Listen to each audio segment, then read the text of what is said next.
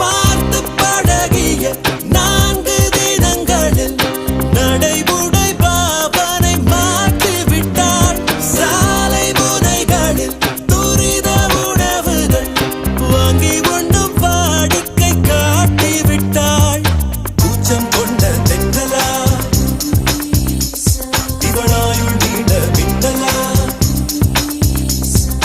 உனக்கேற்ற ஆளாக என்னை மாற்றிக்கொண்டேனே. அவ்வொரு மாலை இளவெயில்